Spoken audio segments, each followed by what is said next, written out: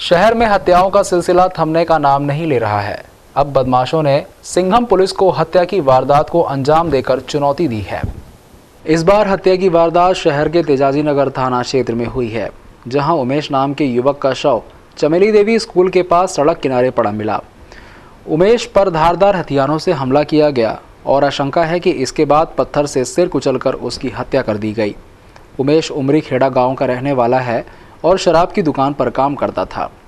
उसका शव शराब की दुकान के पास ही मिला है।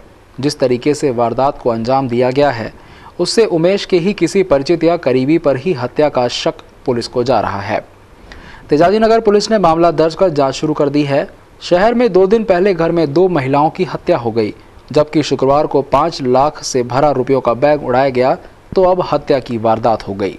कलाली पे काम करते थे सनाउदिया, और रात में दुकान बंद करके आए हैं, और उसके बाद क्या हुआ क्या नहीं हुआ हम लोग को मालूम भी नहीं है। सुबह में फ़ोन आया तो हम लोग जानकारी हुई कि बस। कहाँ से मिली इनकी लाश?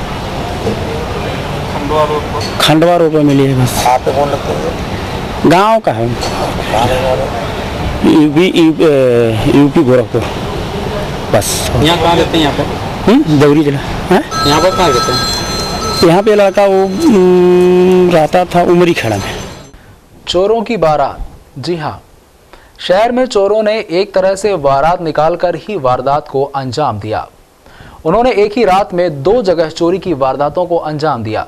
एक जगह शादी के फेरे चल रहे थे, उस वक्त उन्होंने हाथ की सफाई दिखाई, तो दूसरी जगह एक परिवार शादी में शिरकत करने गया था।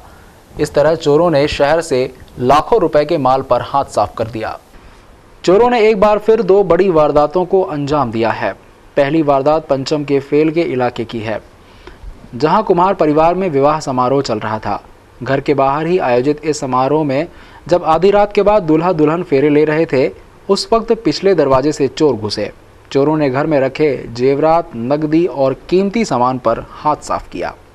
आगे तो फेरे वगैरह हो रहे थे, सब लोग यहीं पर थे, और पीछे से किसी ने आके नकुचा वगैरह तोड़ के अलमारी में से नकदी और पूरे जेवर वगैरह ले गया। जो भी अलमारी में था पूरा तोड़ दिया उसने। उसकी चाबी भी लगाई, उसकी चाबी से खुला नहीं, चाबी वहीं फंस रही है, तो उसने औजारों का इस्तेमाल किया जो घर पर ही छोड़ कर गया है। और हमने रात को पुलिस ने रिपोर्ट भी करवा दी, मतलब FIR करवा दी, बस रात को देख के चली गई। अभी तक पुलिस ने मतलब कुछ भी कार्रवाई नहीं की है, अभी तक आई भी नहीं है देखने के लिए। इसी तरह चोरों ने शहर के एरोड्रम थाना क्षेत्र में भी चोरी की एक बड़ी वारदात को अंजाम दिया। यहाँ वेंकटेश बिहार कॉलोनी में चोरों ने कैटरिंग का काम करने वाले पप्पू चौरसिया के मकान को अपना निशाना बनाया। चोरों ने यहाँ से भी लाखों रुपए के माल पर हाथ साफ किया। बोले क्या हुआ साहब? तो हमने उनको बताया 1,15,000 रुपए की साहब चोरी हुई है। एक झेले गए हमारे सोने के, 3 सोने की बाली गई है, एक 50 ग्राम की पाइजेब गई है, वो 50-60 सिक्के गए चांदी के। कितना टोटल में? टोटल मिला के मान के चलो, आप नहीं करते करते साहब 1,80,000 के आसपास का सामान है हमारा पूरा। कहाँ गए थे आप शादी में? शादी किसी और से, प्यार किसी और से, और नतीजा मौत। जी हाँ, शहर में एक और नाजायज रिश्ते का अंत मौत के साथ हुआ। इस बार 3 बच्चों की मां को पति का साथ छोड़ अपने से उम्र में कहीं बड़े शख्स के साथ रहना भारी पड़ गया। पुलिस को दिए बयान में इस महिला ने उस शख्स पर उसे जिंदा जलाने का आरोप लगाया है, जिसके लिए उसने अपने पति का साथ छोड़ दिया था। 25 साल की रुखसाना की जलने से मौत हो गई। रुखसाना का गंभीर हालत में पहले धार और फिर इंदौर के एम्बा अस्पताल में इलाज हुआ, जहां शनिवार सुबह उसकी मौत हो गई।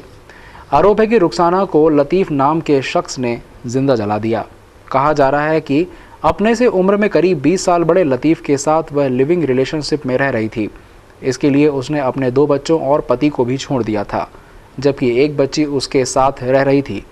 रुखसाना को कथित रूप से जलाने के आरोप में आरोपी आरिफ भी झुलस गया और इंदौर के एक निजी अस्पताल में उसका इलाज चल रहा है। मैं बयान दिया धार में जाके साहब से कि लतीफ़ के छोरे ने हमारे ऊपर आग लगाई। अच्छा, तो कौन है लतीफ़?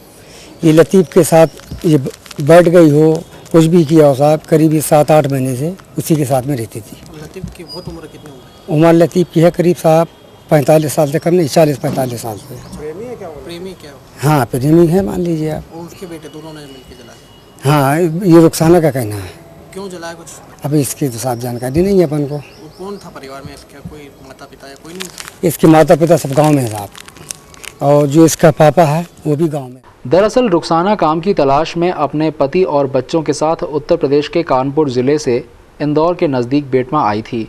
यहाँ उससे लतीफ़ के साथ नाजायज़ रिश्ते बना लिए। ये महिला है, यहाँ घाटा बिल्लोद की रहने वाली है। रुखसाना पति लाला, उम्र 30 वर्ष, निवासी घाटा बिल्लोद, थाना बेटमा की रहने वाली है। ये 100% जल गई थी। जलने से जिला अस्पताल धार से रेफर होकर के यहाँ पे आई है, जो दौरान इलाज उसकी मृत्यु हो गई। 2 अलग अलग जगहों पर शादी समारोह में हुए विवाद में दूल्हा दुल्हन सहित 10 लोग घायल हो गए। पहला विवाद अन्नपूर्णा थाना क्षेत्र का है, जहां शादी में नहीं बुलाने पर हुए हमले में दूल्हा दुल्हन सहित 5 लोग घायल हो गए। वहीं भबरकुआं में टेंट निकालने की बात पर हुए विवाद में 3 लोग घायल हो गए। पहला विवाद अन्नपूर्णा थाना क्षेत्र के नेमा गार्डन का है। यहाँ बुंदेला परिवार में शादी चल रही थी, तभी नीरज और उसके 4 साथियों ने पथराव कर दिया, जिसमें दूल्हा दुल्हन सहित 5 लोग घायल हो गए। दरअसल नीरज बुंदेल परिवार का रिश्तेदार है और शादी में नहीं बुलाने पर हमला कर दिया। दुल्हन बेहोश हो गई थी, पानी पिलाया दुल्हन को लग गया वो थोड़ा। कितने लोगों को चोट आई है इसमें? अब इसमें 2-3 उनको ये बताते है ना, उसको छोरे को पत्थर लगा, यहाँ लगा उसको। भबरकुआं क्षेत्र के राहुल गांधी कॉलोनी में राहुल नाम के व्यक्ति का विवाह समारोह चल रहा था। तभी टेंट लगाने की बात पर 2 पक्षों में विवाद हो गया। देखते ही देखते विवाद बढ़ा और दोनों पक्षों में मारपीट शुरू हो गई। इस मारपीट में एक पक्ष ने दूसरे पक्ष पर चाकू से हमला कर दिया। हमले में दोनों पक्षों के 5 लोग घायल हुए हैं, जिन्हें इलाज के लिए एम्बा अस्पताल में भर्ती कराया गया है। भबरकुआं पुलिस ने दोनों पक्षों के बयान लेकर जांच शुरू कर दी है। राघव सिंह नाम का है, तो उसने फिर आके और कांच वाँच फोड़ने की बात कही, बोले टेंट क्यों खोल रहे, तो इस बात पे ये विवाद हो गया। तो कितने जनों को लगी चाकू, काय से हमला करा? अभी तो हमला तो उनके हाथ में था, कुछ तलवारें थी, कुछ किसी के पास चाकू था, लठे थी, पथराव हुआ और आमने सामने ही दोनों पार्टी के मरे 2-4 जने। तो वो तो लगी है चोट, एक ही निकाल रहे थे। हाँ। मतलब उनके घर, हमारे घर शादी थी, मतलब सामने। हाँ। और उनके घर हम टेंट का सामान रखने जा रहे थे, तो हम जरा सा पर्दे में अटक गए। हाँ। तो उन्होंने ना वहीं पे मारना शुरू कर दिया, बोले अटक गया। मजदूरों के हितों के संरक्षण हेतु बनाए गए संगठन इंटक की जयंती शनिवार को इंटक कार्यालय में मजदूरों ने मनाई। इस दौरान मजदूरों ने शहर में बंद पड़ी कपड़ा मिलों में किसी एक को चालू करवाने के प्रयास करने की बात कही है। मिल प्रबंधन ने मिल मजदूरों के हितों की रक्षा करने में सक्रिय भूमिका अदा करने वाले संगठन इंटक की जयंती मनाई। संगठन द्वारा मजदूरों के अधिकार दिलवाने के लिए कई लड़ाइयां लड़ी गईं। ये वो दौर था जब शहर में कपड़ा उद्योग चरम पर था। शहर की मिलों में लाखों मजदूर काम करते थे, जिनके हितों और प्रबंधन के बीच सेतु का काम करने वाले संगठन की स्थापना 3 मई 1947 को की गई। इस अवसर पर इंटक अध्यक्ष गोपाल शर्मा ने बताया कि वर्तमान में शहर की सारी मिलें बंद हो चुकी हैं, जिससे मजदूरों को दर-दर की ठोकरें खाना पड़ रही है। साथ ही कपड़ा मिलों की पहचान रखने वाला शहर इंदौर इस क्षेत्र में अपनी पहचान गुम कर चुका है, जिसको लौटाने के लिए इंटक मिल पुनः चालू कराने का प्रयास करेगा।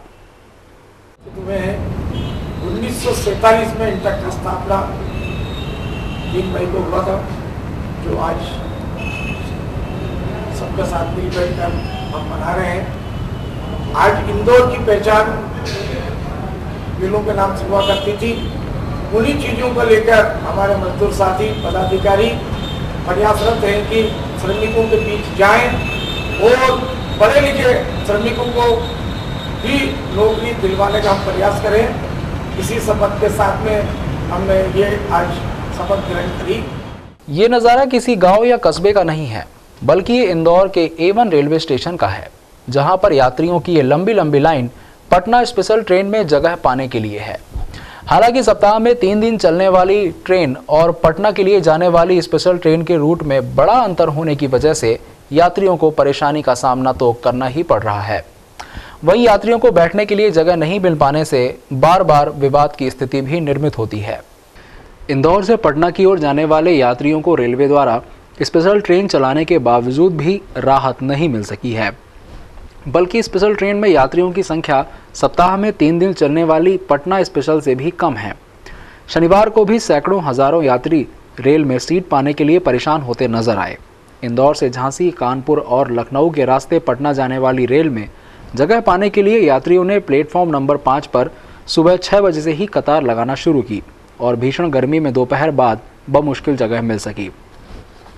यात्रियों ने स्पेशल ट्रेन के मार्ग पर भी सवाल उठाते हुए कहा कि ट्रेन का रूट बदलने से ही ट्रेन में यात्रियों की संख्या कम होगी, क्योंकि इंदौर से पटना जाने वाली नियमित ट्रेन का रूट अलग है और स्पेशल ट्रेन का रूट सप्ताह में 3 दिन में चलने वाली ट्रेन से बिल्कुल अलग, जिसकी वजह से यात्रियों को परेशानी हो रही है।